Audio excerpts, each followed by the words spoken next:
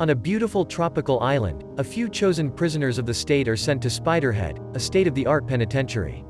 These prisoners get to live a comfortable life that includes their own rooms, a list of basic chores, a variety of hobbies, and the freedom to roam around the building in exchange for volunteering for a series of experiments researching chemicals that alter human emotions. Each participant has a small box of these chemicals called Moby Pock attached to their backs, and whenever they're about to be given a new dose, first they must give permission by saying, "Acknowledge."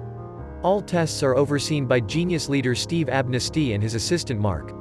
Today they're giving a dose of G46 to Ray, who begins laughing like crazy when Steve begins reading really silly jokes. Afterward, Mark begins reading depressing history facts, but the G46 chemical keeps Ray laughing. Steve considers this a success, and as he takes notes on his notebook, he adds a little gold star sticker. The next morning, prisoner Jeff is surprised to be taken out of the building blindfolded for a special test. They give him a dose of N40 before removing the blindfold, and now Jeff sees everything in front of him as beautiful. Jeff doesn't know how to describe it properly, so they also give him a dose of B15 to make him verbose. Now Jeff can describe the gorgeous view with poetic words from the heart, but once they're done and the group leaves, it's revealed Jeff had actually been looking at a nasty contaminated area. When Jeff returns to the facility, he goes to the kitchen to join Lizzie, a fellow prisoner he has a crush on. They're both in charge of the snacks chore, which works perfectly for them because it allows them to chat, bond, and share their experience with the tests while they cook. In the evenings, Jeff likes to spend time in his room drawing incredibly detailed art on an Etch-a-Sketch. This isn't always a good idea because it allows his mind to wander back to the incident that landed him in jail. That night, at a party with his best friend Adam and his girlfriend Emma, Jeff drank too much. Afterward, he and Adam got in a car while intoxicated, and Jeff drove the car into a tree, killing his best friend in the process. For the next test, Jeff is paired up with prisoner Heather. Steve double-checks they had never interacted before and asks if they find each other attractive, to which they answer with only mild interest. However, after Mark gives them a dose of N40, Jeff and Heather start seeing each other as incredibly gorgeous, and they can't stop themselves from getting busy right there in front of the cameras and scientists. When they're done, the couple cuddles and even tells each other, "I love you." Steve and Mark celebrate the success of N40, but Steve isn't ready to put down a gold star yet because he wants to study the residual effect first. Later, when Jeff goes around serving food, he brings some to Heather and things are awkward between them. They don't even speak to each other, so there's no residual love like Steve wanted. That doesn't stop him from repeating the experiment though, and this time, Jeff is paired up with Sarah. She's an older woman that Jeff isn't into at all, but he receives a double dose of N40 and once again, Jeff can't stop himself from getting busy with her. Later, while Mark refills the bottles in Jeff's Moby Pock, he asks him to be careful while he gets busy with the girls because the little box is delicate, so even the slightest bump could break it and cause them to lose control. Jeff takes the chance to ask Mark to change him to another chore instead of snacks, claiming he needs a change but clearly having a secret reason for it. The following day, Jeff is surprised to join Steve and Mark at the scientist's desk for the next experiment. There are 2 rooms today. In one, there's Dave, who keeps eating humongous amounts of food, only stopping to throw up. In the other room, Jeff finds Heather and Sarah. The test is simple. Steve wants Jeff to choose one and give her a dose of Darkenflux, which Steve classifies as an agitator that leaves no permanent damage. Jeff feels uncomfortable with this decision and refuses to choose, but he clarifies that if he had to, it would be a random choice. He has no particular feelings for either of them, and he's only refusing because he had been given that chemical before, so he remembers how much he hated it. This is fascinating to Steve, because Jeff had been under different doses when he got together with them, yet the final feelings are still the same. Sometime later, Lizzie approaches Jeff to try to ask about his decision to change chores. However, their conversation is interrupted by the guards, who remind Jeff that today is his free day. Jeff is allowed to leave the facility for a walk and to call Emma, but as usual, he's sent directly to voicemail. He leaves a message apologizing and saying that he misses her, like he always does, but this time, Jeff also tells her about Lizzie. For the next experiment, Jeff is paired up with Rogan, a huge burly man with an aggressive attitude. Jeff has no interest in men and is worried that they'll make him get busy with Rogan, so he refuses to acknowledge any dose, but absolutely nothing happens and they're allowed to leave after a few minutes. It's not hard to put 2 and 2 together, thus Jeff rushes to the scientist's room to confirm his suspicions. Heather had been asked to give Darkenflux to Jeff or Rogan, and she chose neither. This also means Heather got busy with Rogan during one of these tests. Furious, Jeff wants to know if everyone is getting together with everyone, and Steve shows him a chart mapping all the connections among the prisoners. Steve explains it's an experimental design mandated by the protocol committee, and he isn't a big fan of it either. When Jeff expresses how uncomfortable he is with the lines this testing is crossing, Steve reminds him he was the one that volunteered, and the alternative is life in an awful state jail surrounded by power-hungry cops. Not wanting to lose the privileges he has here, Jeff apologizes and returns for another test with Rogan. Fortunately, Sarah doesn't give the Darkenflocks to any of them either.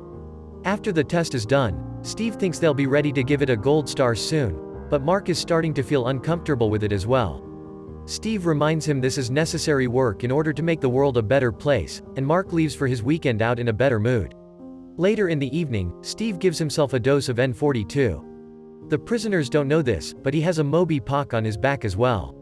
Meanwhile, Jeff and Lizzie are having dinner together while Jeff explains how awful Darkenflocks makes you feel. Lizzie takes his hand and asks why Jeff changed chores. Jeff tells her this place messes with his head and sometimes he forgets who he used to be before coming here, but when he's with her, he really feels like himself. The next Monday, Steve decides to take the risk and asks Mark to give him a triple dose of the chemicals. Jeff comes over for today's test and catches them on the act, and since the scientists quickly put everything away, Jeff doesn't comment on it. For the next experiment, Steve tells Jeff that the committee has ordered them to continue with the Darkenflocks testing, so Jeff has no choice but to give Heather a dose. Because he's under the effects of the chemicals, Steve is more aggressive with his techniques, reminding a hesitant Jeff that Heather is a prisoner because she's done some awful things in the past and that at least they've chosen him to do this instead of Rogan. Jeff still refuses to do it and begs Steve to talk to the committee to change their minds. Steve leaves the room, pretending to go to call the committee, but actually, he goes to the kitchen to grab some coffee and chat with Lizzie for a while. When he returns, Steve lies to Jeff, saying the committee refuses to change their minds and Jeff must proceed with the experiment if he doesn't want to get kicked out of the program. Seeing as he has no other choice, Jeff accepts to give Darkenflocks to Heather, who immediately begins feeling excruciating pain. Mark also gives Jeff B15 to make him verbose. Now Jeff has to describe all the ways Heather is panicking, how guilty it makes him feel, and how he still doesn't love her. In her panicked flailing, Heather bumps her back against the wall and breaks the Moby Pack, causing the Darkenflocks to flood her. Heather gets awfully violent, to the point where she breaks a vase and uses the pieces to end it all before Mark can get there to stop her. Steve runs out of the room to check on her too and drops his keys in the process, so while he and Mark argue about what happened, Jeff takes the chance to do some snooping. With the keys, Jeff gains access to Steve's notebook and finds many interesting things.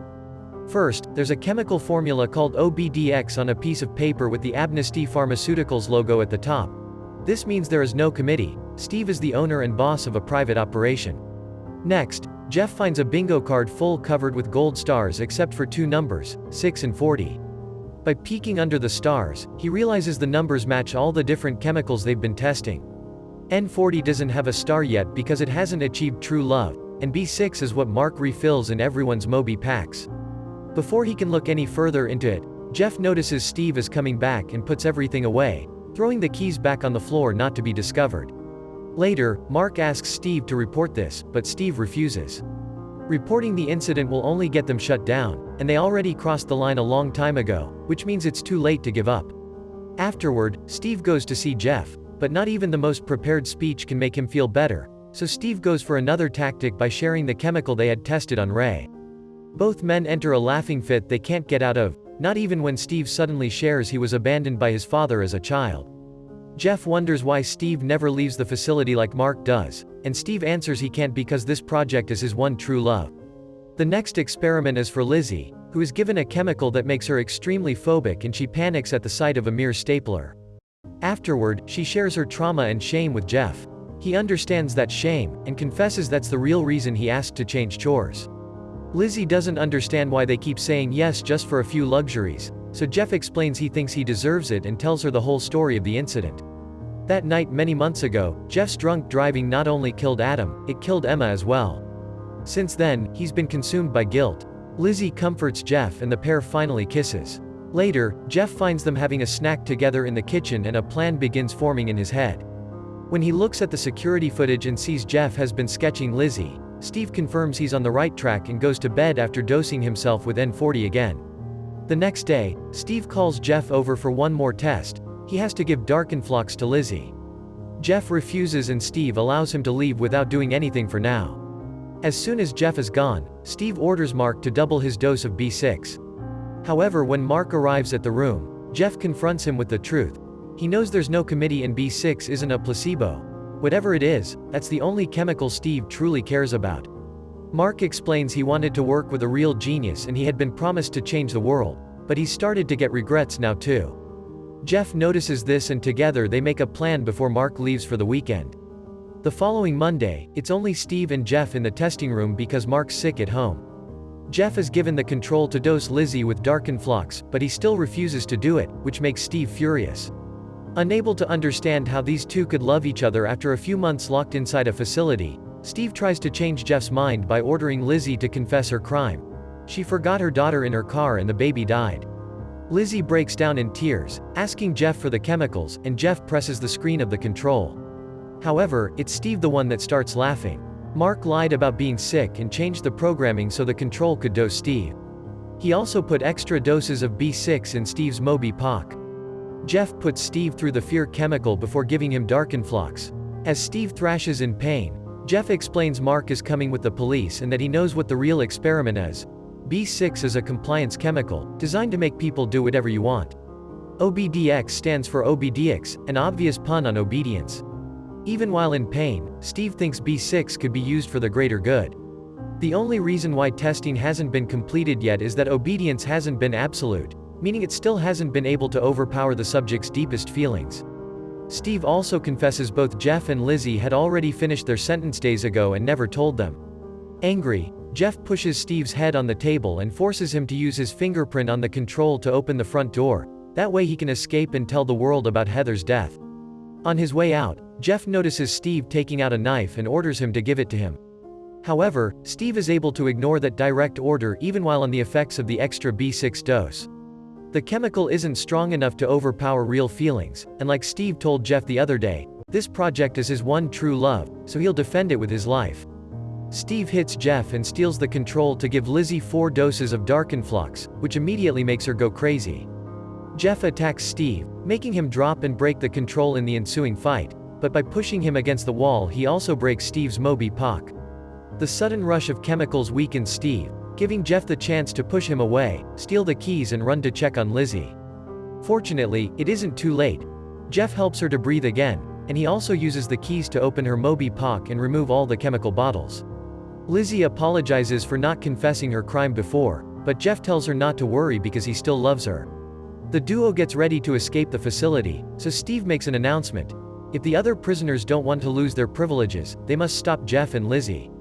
Steve also sees on the security cameras that the police are approaching the building, so he grabs as many vials of the chemicals as he can and leaves as well. On their way out, Jeff and Lizzie use teamwork to fight off Sarah and Ray. Dave tries to stop them too, but Lizzie easily avoids a confrontation by giving him the keys to the pantry. The rest of the prisoners are also coming after them as a herd, but the duo runs faster and manages to reach the final hallway, locking the door behind them and leaving the herd on the other side. By the time they make it outside, Steve is already leaving on his private plane, so they grab a motorboat and leave as well. Mark is with the cops in their boats and watches Steve fly away, but thankfully, he doesn't have anything to worry about. The N40 has taken over Steve's mind, so he can only see a gorgeous sight ahead of him instead of a mountain, causing him to crash the plane against it. Jeff and Lizzie also see the explosion and laugh at the irony as Jeff reaches the most logical conclusion. There's no chemical for self-forgiveness, it's something humans must achieve by themselves. If you liked this video, you will also like the video, appearing on screen. Click on it to watch. We upload new movie daily, make sure to subscribe, so you don't miss any video. Consider sharing it with your friends. Show that you care about them. Thank you for watching.